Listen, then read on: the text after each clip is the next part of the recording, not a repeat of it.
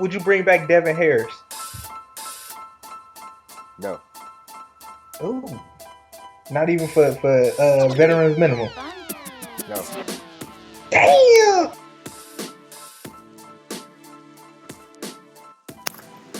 Welcome to the RX Sports Pod.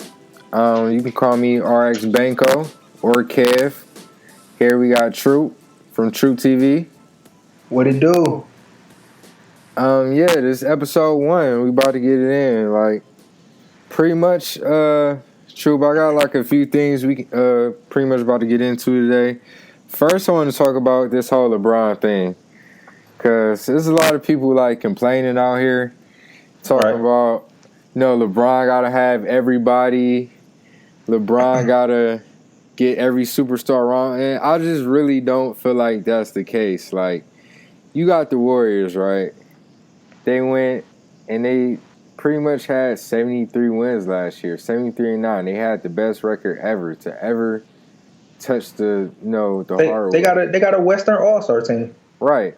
And you pretty much add Kevin Durant. Nobody says nothing. Everybody like, oh, well, he can do what he wants. It's free agency, which is true. He can do what he wants, but they wanted to get better. And that's what they did. All LeBron said was he wanted a playmaker.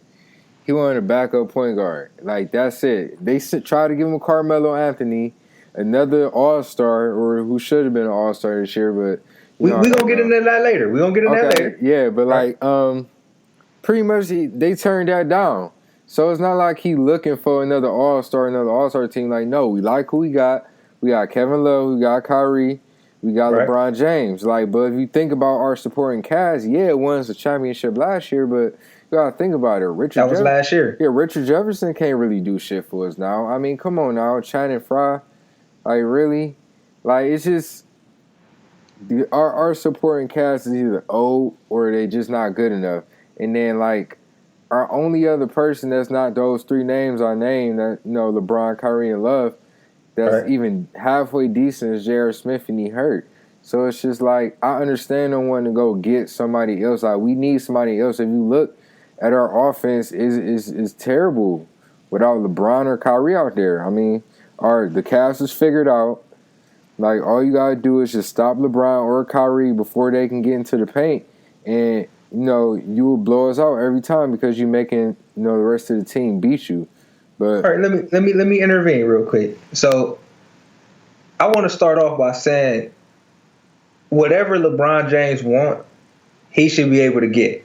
Right. It's evident the GM moves that LeBron makes, they benefit your team at the highest capacity, bro. He brings championships wherever he goes. It's evident. So, one, stop knocking him and just go with the flow. LeBron took a first pick Cleveland Cavaliers team to a championship in a season. Enough said right there. And like you said, everybody in the league got better, personnel-wise. Yeah, the Cavs still got the same players from the championship team, but that's the damn issue. We got the same exact people, no additions, no key additions. Bro, we got subtractions, bro. Like, think about it. We lost Dellavedova. We let Mo Williams go. We let Miles go. Like, we lost 3 players. Yes, sir. We lost our backup point guard. So, like, if LeBron... We don't have a backup point guard. We don't have a backup point guard. So, it's just like, our backup point guard is Dellavedova, right? Yep. Dellavedova is in Milwaukee right now. So if we want, if it's such a big deal for us to replace Dellavedova, then you get to thinking about how LeBron thinking, like, do we really want to repeat? We can't even get somebody to replace Dellavedova. Like, this my issue, man. Like, everyone assumes that you can just throw any type of playmaker with a team just because, they score, blah, blah, blah. You got to look at how they score, how they make their plays. Like, Kyle Korver, I think is a great pickup if he has the time to gel and get that chemistry with the Cavaliers. Yeah. Everybody assumed that Kyle Korver was going to be this spectacular addition to the Cavs, but it takes time. It takes time. I mean, everybody expected him to be like the JR type. JR can create his shot. Kyle Korver is a spot-up shooter. That's a major difference. Right, yeah, and see, this the thing too. What a lot of people don't know is Kyle Korver actually is playing really good. Like we got worse, Playing great. You can't really point to Kyle Korver because we didn't give nothing up. You know, The only issue with Kyle Korver is he has to learn how to play with the team. That's it, and that will come with time. But I can see LeBron frustration because when we got Kyle Korver, that interview that next day, that's when you start ranting about we need a backup point guard. Because if you LeBron James, you low key kind of irritated that you got a void in your offense. You need a backup point guard bad. And y'all go get a Kyle Korver, which is a good pickup. But at the same time, you got to realize when JR come back, how many minutes is going to be out there to float around to give to Kyle Korver. It's not even that. It's Kyle Korver's style of play. Who is going to penetrate the basket to dish out to Kyle Korver when LeBron and Kyrie on the bench? Right. Nobody. Right. So that's gonna make Kyle Korver look ineffective. Like I said, JR can create his own shot. They be dumbass shots 80% of the time, but shit, 60% of the time they going in. Look, I feel like Kyle Korver going out there and doing everything he expected to do. I mean, it do kind of take time to get adjusted to playing this type of offense. But the only thing that I don't like about Kyle Korver is that I don't know if anybody else noticed. A lot of people noticed, but a lot of people didn't notice that all they do is just switch on to Kyle Korver, and whoever's checking Kyle Korver have a field day. Like, he ain't gonna dribble. Yeah, but it's just like it's not even that. It's just like, okay, if Kyle Korver checking me, we gonna set the pick. We gonna switch off or whatever. Or Kyle Korver check you, my bad. If Kyle Korver checking you, you gonna come set the pick. We gonna switch off, and I'm ice on Kyle Korver. And they kept doing that.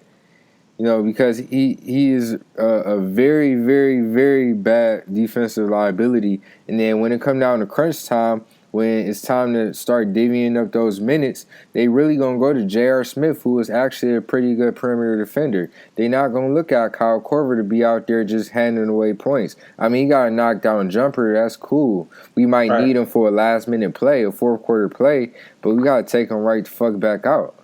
Because all right, so with that being said, what playmaker is out there? That not as a sports analyst though, not a Cavalier fan. As a sports analyst, who do you honestly see us making a transaction to get? Realistically though, it depends on who's available. I mean, so if I'm the Cavaliers, you the GM right now. If I'm David Griffin, I'm looking at maybe a Darren Williams. I'm looking at a Rondo, given the situation. I'm paying real close attention to the situation in Chicago right now. Yeah, that's tough, bro. I'm looking to make a deal with New York for Brandon Jennings. I'm looking to make a deal with Minnesota for maybe Ricky Rubio. These all guys is on the trade block. I'm looking maybe to try to get Raymond Felton. I'm looking to see the whole Norris Cole situation. I'm looking to see the Mario Chalmers situation. Like, those players I'm looking for, they're not really looking for a dynamic game changer. They looking at for somebody that's not named K. Fielder. And we need that. Like, we need a bigger guard.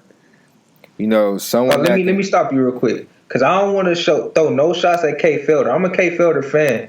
I think he needs time to develop. We forcing him to play. Yeah. See, that's the thing, though. No shots at K. Fielder. I like K. Fielder. Like, I like his real game, aggressive, but bro. He not what. He ain't ready. Like, you can't throw him out there with Sean Livingston. Like, let's be real. We building our roster to play the Warriors. We're not worried about anybody in the East. So if you look at how Sean Livingston play, he will come down and he will back down your smallest guard. What, Kyrie, 6'2", 6'1", something like that? K. Fielder, 5'7". He comes and he puts Kyrie in the post and he hit that same turnaround J 4 or 5 times in a row. So how you think that's going to work out for K. Fielder? He going to murder him. Bro, I definitely agree with you. Yeah, so it's just like, okay, K. Fielder going to be good enough to where he can hold his own one day. Offensively, though. Yeah, offensively. So if he getting torched on the other end, he'd at least be effective on the offensive side of the ball. But right now, he not the championship caliber point guard we need. Like, we don't need a champion. We need a veteran. You need somebody that at least been there before, or seen a fair share of games. Like K. Felder still got his feet wet.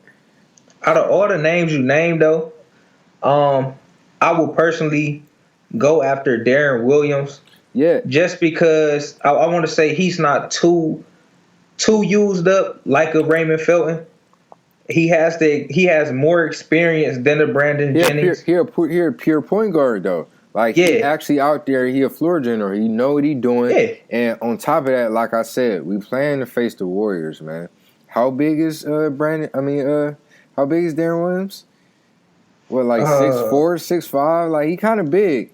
And if you think about it, Stephen Curry is not good against big guards. Like Kyrie is kind of bigger than Stephen Curry as far as like girth. No homo. But it's just like, come on now. See, my biggest thing is like no one really plays defense in the NBA no more. But the ones who play absolutely no defense, you can definitely tell. So you need somebody that's gonna play the slightest amount of defense or enough that'll just affect the, you know what I'm saying, the offensive game of your opponent though. Yeah. Yeah. I mean, I don't know. He's 6'3". Yeah, Darren Williams 6'3". Yeah, but he chunky though. He chunky. Yeah, that's what I'm saying. Like Curry just not good against. He a floor general, man. He a floor general. That'll create opportunities for all our shooters. Perfect matchup for Kyle Korver. All right, so this is perfect. It leads right into the second topic I kind of wanted to bring up. So, if we were to make that trade, who do we give up? Or if we make a trade for anybody, who's available? All right, so first you hit me with the who do we give up? Like who we got to trade? Yeah, or who's available? Who do we have? If anybody would be my weakest link right now, I kind of like him, but I understand why we got to give him up because he's so inconsistent. It'll have to be Iman Shumpert. Yeah, but that's like our only good defensive player. And that's my argument. That I've been drilling that into my head. Like, yeah, he our greatest defensive player, but I'm like, damn, like, can we honestly afford to lose Iman? What is he giving us for real? Hey man, yo, I got Tristan Thompson on the trade block. Oh, that's not. No, I will fight tooth and nail for Tristan, bruh. See, I'm sorry. Think about it though. Think about it. Stay with me here. Yeah. So say we like maybe put something together. Like pay attention to what's going on in Chicago. Say we get like a Iman Shumpert and Tristan Thompson deal for maybe a Jimmy Butler. No, that's not going to happen, bro. Yeah. Why not? It's not going to happen. Because Jimmy Butler just signed his contract. He's the franchise face of Chicago. He didn't, bro. He was just on the trade block about to get sent to Milwaukee. Not Milwaukee, Minnesota, bro. He was just. I'm not throwing Iman away for no trash. But Tristan, I look at Tristan's. Oh, not at all. Not at all. I ain't saying that. I'm saying I'm not trading Iman just for anybody. You know what I'm saying? No, like you said, he is our top defender. I trade him for D-Wade. But we would have to make that. See, think about it. Hold on. Think about it. That's doable, though. That's doable. D-Wade not. That's doable. He not a playmaker, averaging 19 points a game. Like, come on now, he a champion. That's doable. I'll take that. But Tristan, I like Tristan because he's like our Iron Man. He never missed a game, and he created his own lane, bro. Look, listen to me. Stay with me. Hold on, let me stop you right there, because that's Come bullshit. on, man. Let me finish it. Let me finish. Tristan Thompson. Can I finish I can't finish my point. Tristan Thompson literally went out there and tipped the ball off just to say he played a game and went the fuck back and sat down and never played again. Like, did he play? What the fuck, man? Look, all right, no, this is a serious note, though. This is a serious note. Remember when Tristan was going through his contract talks? Yeah. Nobody could really compare Tristan to another player because Tristan was his own type of player. He's going to go out there and give you rebounds, and he's going to give you energy, and he got better defensively. He getting a little better defensively on the perimeter.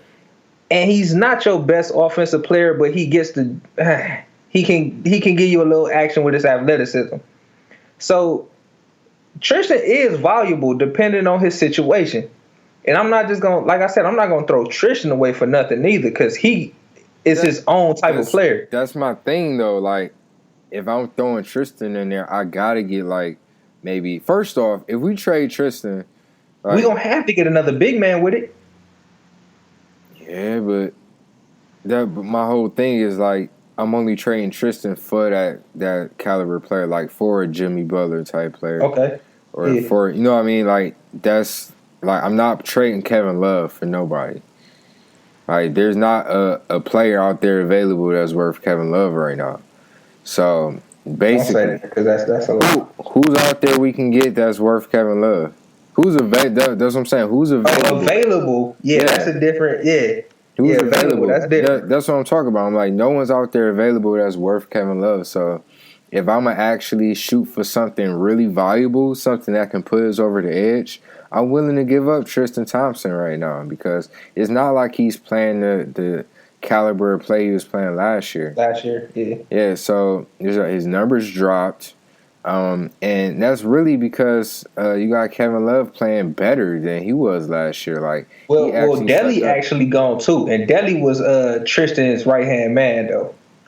Hey, I mean, Dellavedova. You know, Delly throw that dumbass oop to Tristan, whatever. But I mean, think about it. Matthew Dellavedova. I thought he got like Air Delis or something in Australia or something like that. No, for real. Like, we're in Shumper, and that's just not the case. But I definitely.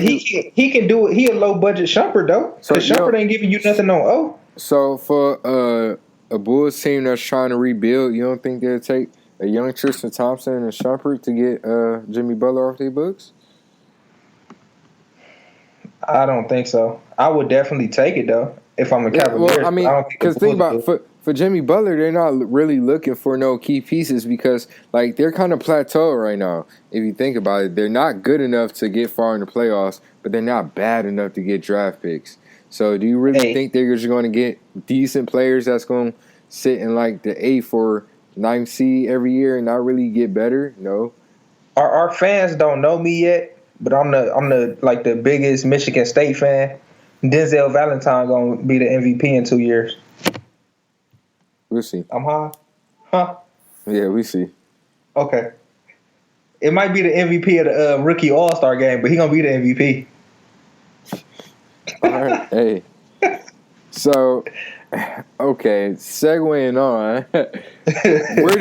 Where do you think Carmelo will end up after all this?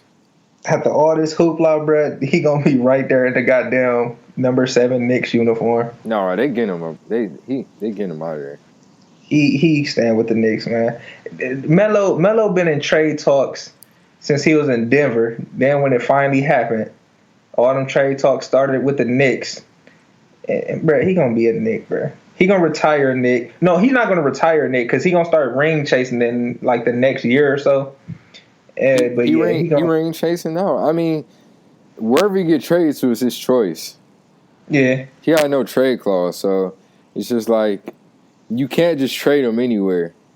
If the rumors I'm hearing now is the big rumors is the Clippers and Boston, and he's not going to really change that team that much to put him over the top. Neither one of those teams. So yeah, he definitely could change the Clippers though because they're going to keep all their pieces if the Clippers get them. Like they're not trading away Blake, DeAndre Jordan, Chris Paul. Like they're keeping everyone. The reason where would he fit in that Clippers offense? What do you mean, dude? Do you know where they starting at 3 right now? Luke Bahamute. Yeah, but where would Carmelo fit? He a point forward. That doesn't play the point. I mean, that doesn't pass. No, don't. I know how you feel about Carmelo, so don't get salty. Cause I love Melo too, but I know Melo game though.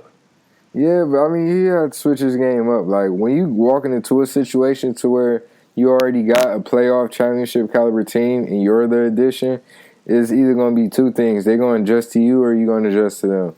And I think in this situation, with Doc being the best coach he probably ever had, and this being the best team he probably ever had, he's going to have to adjust to them because he's the outsider walking in. And it's not like he really done anything in the past 2 years to make us feel like, oh, we should bow to you. You know, so I feel like however they want to fit him in, he will have to fit in. It's just going to be like a lot more open shots. They'd be able to spread the floor a lot better because Bahamute wasn't really a shooter. So the floor can spread a whole lot better. Chris Paul will be able to penetrate a lot more, kick out open shots. I really don't know how Blake Griffin game is going to be affected because of this. Is he going to get more shots? Is he going to get less shots? But something tells me it's going to be a lot less lobs thrown to DeAndre Jordan because of that. But, you know, it is what it is. I don't think he should have made the All-Star game. I think Cat should have got in, but that's another he had to sneak that in another there. topic. That's another topic for another day. But people got snubbed, bro. It's all good. Yeah, I mean, I wouldn't be surprised if Carmelo still end up with the Cat. See, this the thing. They want to get rid of Carmelo, like, bad. And it's nothing for Carmelo to just say, like, hey, the only place I want to go to is the Cavs. If you can't get it done, you know, I'm here for another 2 years. Like, that's what it is. They don't want to keep him for another 2 years. Like, that's the thing. So they would probably willing to give Carmelo away for probably nothing. But our thing is, we would have to give up something because we can't afford it. Yeah, you see, I noticed. This the reason I noticed though is because like you try to get Kevin Love off our hands, right?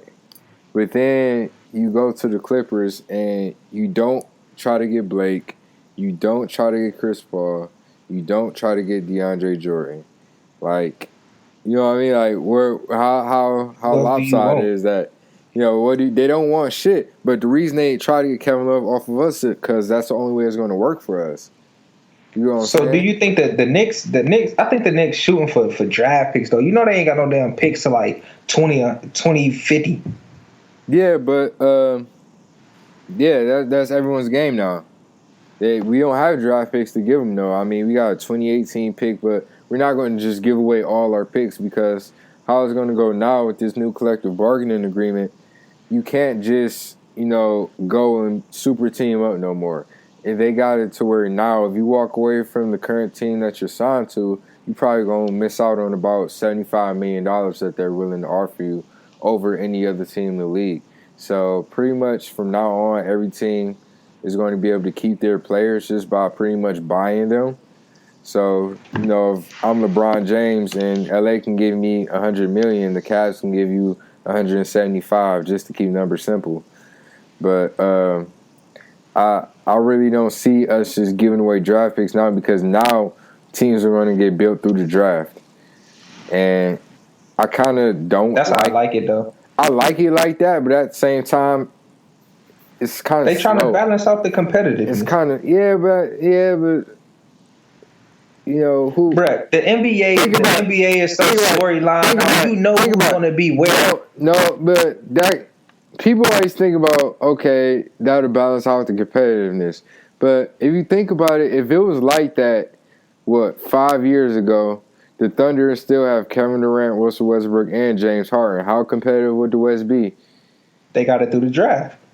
Yeah, but I'm saying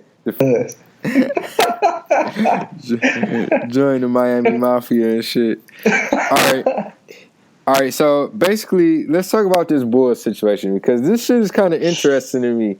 Like, I would hate to be in that bro. I would hate to be in it. I would hate to be in that locker room right now. Like, is that shit? Do they speak when they get to practice? Bitch quiet. I was just about to say that bitch quiet. That bitch quiet as fuck. I mean, man. Who you sign with? Like, I like what Rondo said, but this is my whole thing. All right, this,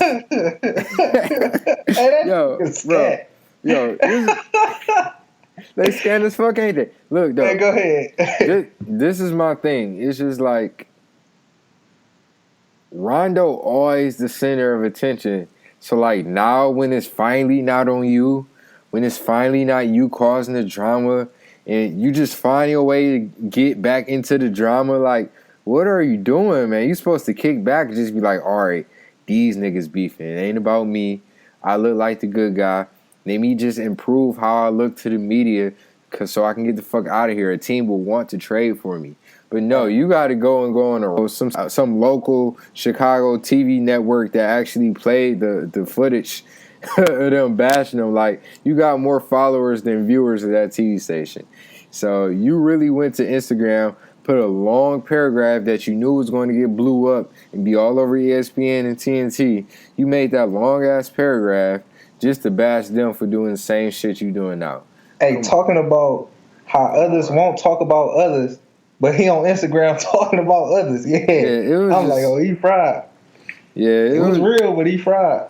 It was real. And then as far as Wade, like, Wade, that's just a cry for help. Like, he want to get the fuck out of there.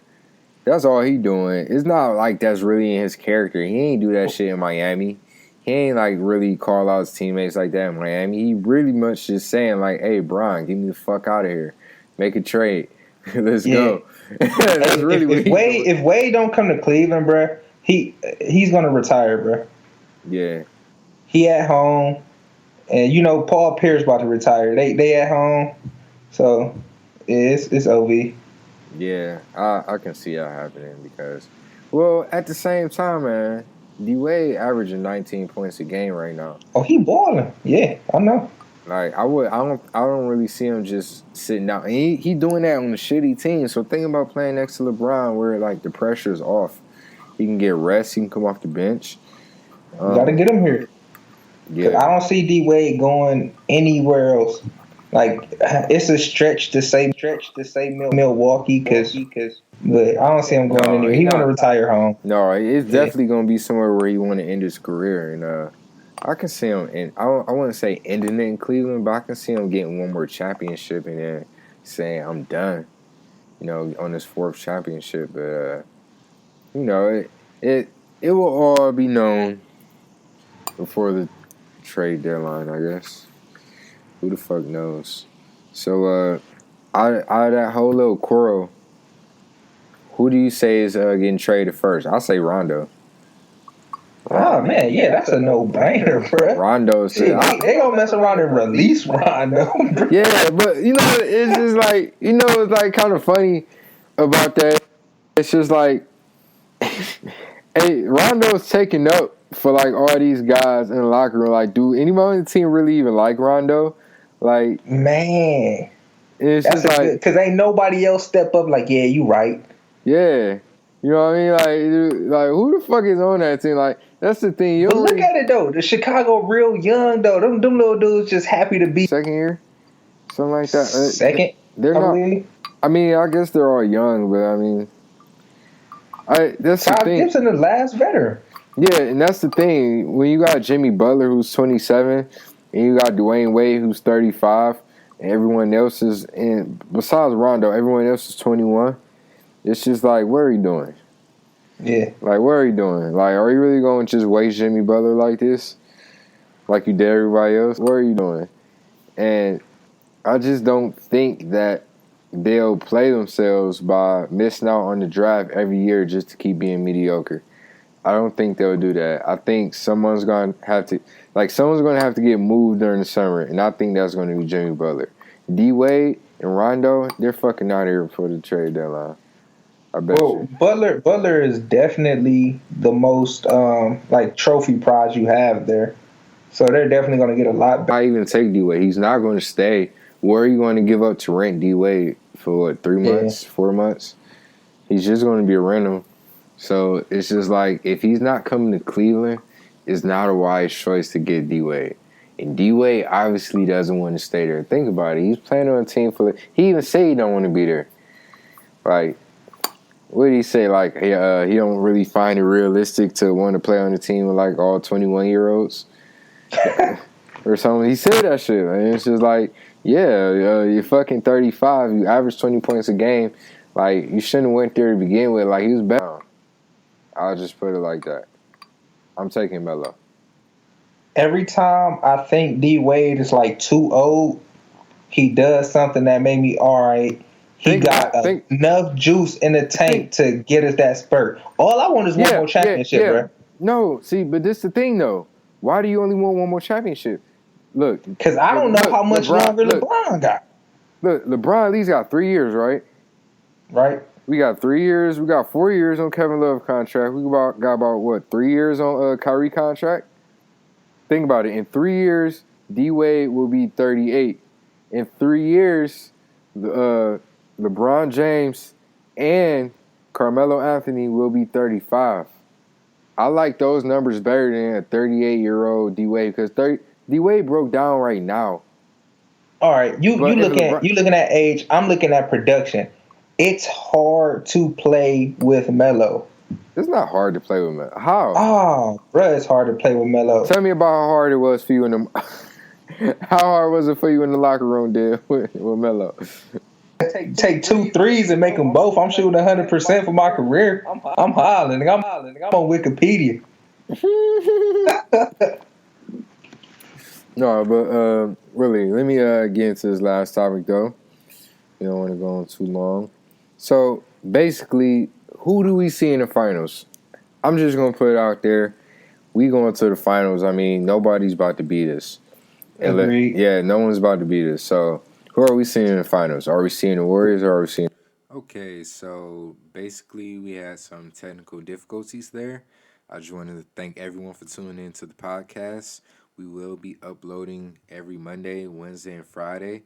Be sure to also subscribe to our YouTube channel, Raw Xhibit, for more Troop TV episodes and promo videos. Thanks.